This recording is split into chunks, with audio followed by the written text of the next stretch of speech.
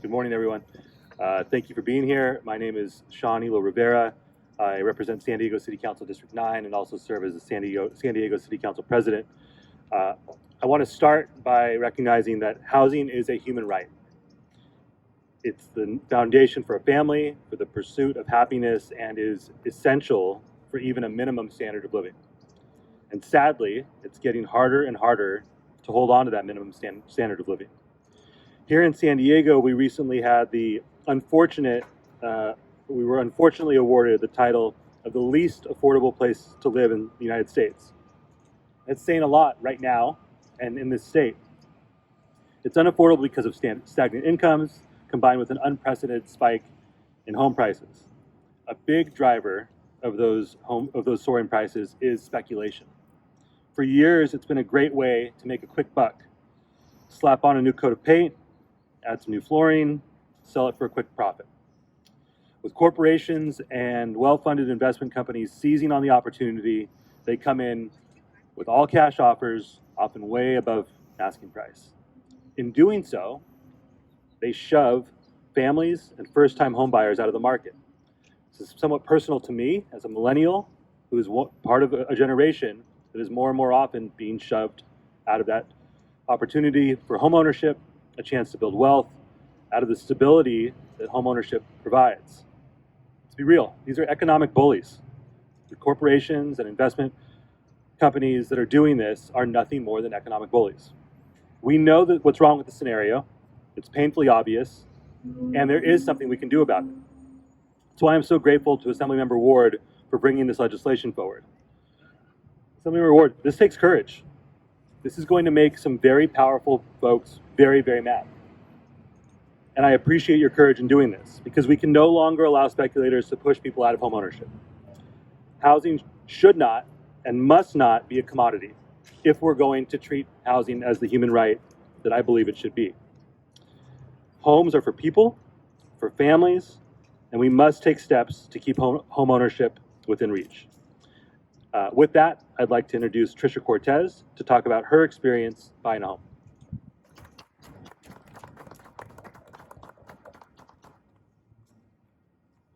Much shorter. Hi. Good morning. My name is Trisha Cortez, and I'm here today to speak about an issue that impacts all Californians. I am a healthcare worker, and I have served the city of San Diego for the past 12 years. Like so many other Californians, due to the ridiculously high rent costs, I started to look into purchasing a home because that was actually cheaper than renting. I knew it would be a challenging process. However, I had no clue just how really stressful and grueling it was going to be. Throughout the process, I regularly offered above asking price to be competitive, yet majority of the time, almost every time, I lost to cash buyers. Even at the last minute, before getting an accepted offer, cash buyers would swoop in and take the property. And most of the time it was cash buyers under my bid. I'd been denied 33 times before finally finding a home. That's a lot of offers. I am a Californian and I am dedicated to serving this community. I have a good job, I have excellent credit, but I was only able to find a home after bidding an excessive amount, which really hurt me in the end. Housing speculation has got to stop. It's not giving everyday Californians the ability to be a part of their own communities. Thank you.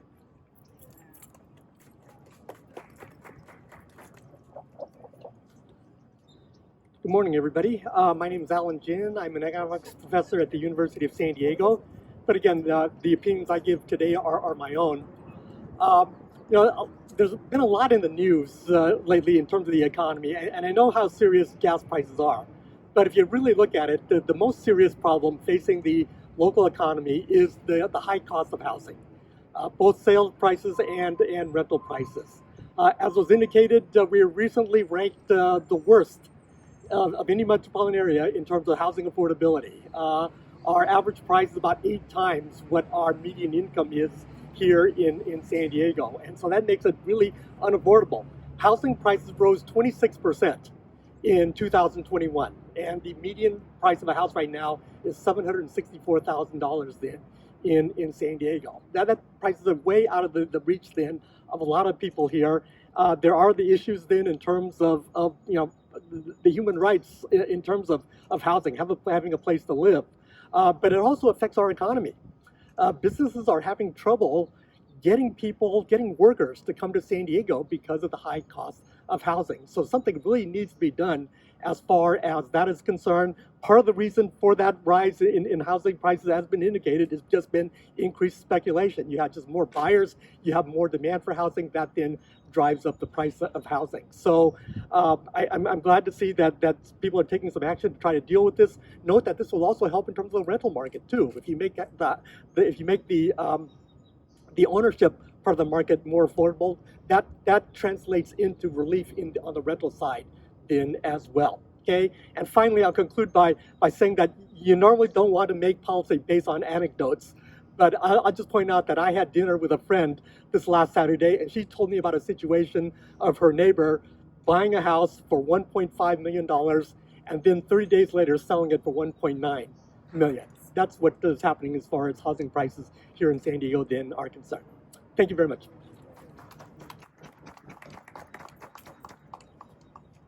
Wowzers.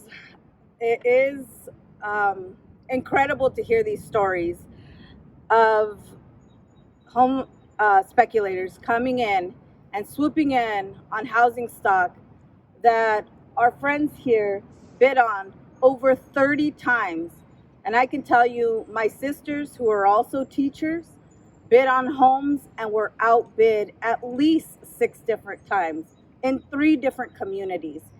And it's really, and I would echo the sentiments of my colleagues, we need a brave leader at the state level, and that is Assemblymember Chris Ward, who is championing and saying, this is enough, ya basta, no more.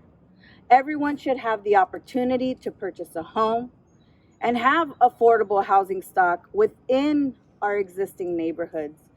I'm Alejandra Solis, the mayor of the city of National City, and I can't tell you how many times in our community, when we have the 70-30% breakdown, 70% renter, 30% homeowner. When we want to increase wages, we talk about access to good jobs to increase financial independence. It's also to having the affordability of homes within those communities. And if those homes are being purchased in cash by corporate entities that have no vested interest in our community, and put lipstick on a pig, it's still a pig. Even if it's, putting paint, as Council President Elo mentioned, it's about making sure that we have those long-term investments, and healthcare workers, teachers, the firefighters, police officers that want to have that home ownership invest in those homes. And we know, again, that the opportunity is there, but we have to stand up. And it is about standing up to, folks in the corporate world. But we know that many families are facing so many challenges. So I'm very, very proud to stand here and support Assemblymember Chris Ward for his proposal of AB 1771, and that is the California Housing Speculation Act. And with that, I'd like to introduce our champion for housing, Mr. Chris Ward.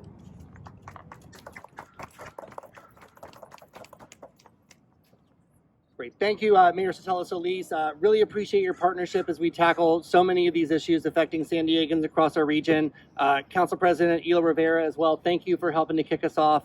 Really appreciate serving many of the same neighborhoods as well. And then for Dr. Ginn, really appreciate your perspective, because there are economic consequences today and into the future if we don't do something about it. And of course, Trisha, thank you so much for sharing your story. It's not unlike thousands of San Diegans today who are facing a lot of the same predicament. Good morning, and thank you all for coming here today, because we've heard of those stories that people are trying to get into their first home. but they're only getting beat out by all cash offers. Elected officials have met constituents struggling to purchase a home, and yet we've seen the price of housing skyrocket to record rates over the past year. With 26% price jumps that you've heard, the thought of buying a home today is painful for today's families, it's depressing for the next generation, and it's an outright failure of the housing market. We have been working hard at both the state and local level at policies to increase the supply of housing, and that's important, and we will continue to do that.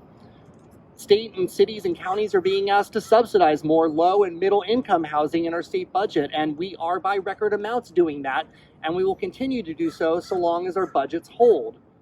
But when the real estate industry's own reports tell us that in Southern California, the share of homes going to investors continues to grow year over year, you start to see why prices have jumped as much as they have. This pairs well with what so many are reporting through their own experiences. Those with means who have no intentions of living in these residences are outbidding would-be neighbors and even each other, pushing up the prices, and this activity unchecked affects us all. The speculative activity is worse here in California, which is why this is a failing market. It's not only a supply-demand imbalance, although we have to continue to work on housing supply at all levels. It is high bid activity pushing up the prices and raising the bar even higher, only so investors can turn around and cash out, that's money coming out of the neighborhood, to the next highest bidder. So what can we do about this? Today, I am proud to introduce Assembly Bill 1771, the California Housing Speculation Act. AB 1771 uses tax policy to target short-term investment and aims to change behavior so speculators are specifically putting their profits at risk and decide to invest elsewhere. That would leave more doors open for traditional homeowners to have their bids accepted. By placing a 25% income surtax on the profits gained from a property's appreciation within 3 years, a rate that would depreciate full over 7 years, AB 1771 takes away the motivation for short-term interests while leaving long-term homeowners without any penalty. This bill is a heavy lift, but one that singularly could provide dramatic difference in housing market stability unlike any other effort we've passed or we are working on. It's important to make sure that traditional homeowners are not penalized. The average homeownership period in this county is about 12 to 14 years, so most will be well outside the window of effect.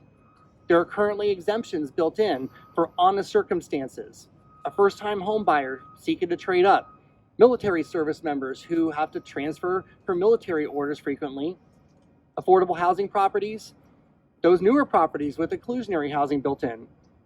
It also exempts properties where homeowners subdivide a lot and choose to live on that lot, but it captures those that don't.